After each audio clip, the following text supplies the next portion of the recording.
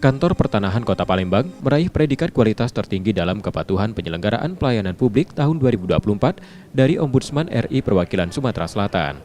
Penghargaan diserahkan pada Senin 16 Desember 2024 anggota Ombudsman RI, Johannes Wijayanto, pada Kepala Kantor Pertanahan Kota Palembang Zamili.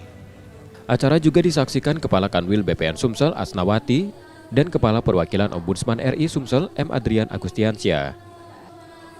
Kantah Kota Palembang memperoleh nilai 93,76, masuk dalam kategori zona hijau dan meraih nilai tertinggi ketiga di antara 17 kantah kabupaten dan kota di Sumsel. Penilaian dilakukan selama 4 bulan, dari Juni hingga September 2024, dengan mencakup berbagai aspek seperti kompetensi penyelenggara, sarana prasarana, standar pelayanan, persepsi maladministrasi, dan pengelolaan pengaduan. Setelah menerima penghargaan, Zamili mengungkapkan rasa bangganya dan menyampaikan terima kasih pada Ombudsman RI Perwakilan Sumsel. Ia berharap penghargaan ini semakin mendorong perbaikan kualitas pelayanan publik, khususnya di bidang pertanahan.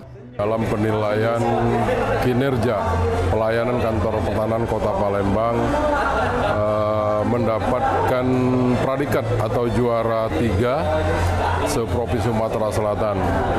Kami sangat bangga dan mengucapkan terima kasih.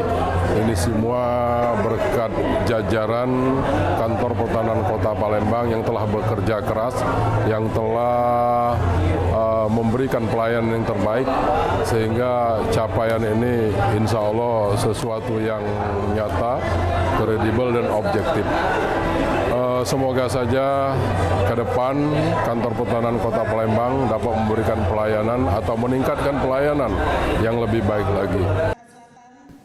Penilaian Ombudsman memberikan gambaran objektif mengenai kinerja Kantor Pertanahan dalam memenuhi harapan masyarakat dan menjadi alat evaluasi untuk mengidentifikasi kekuatan yang perlu dipertahankan serta kelemahan yang harus segera diperbaiki.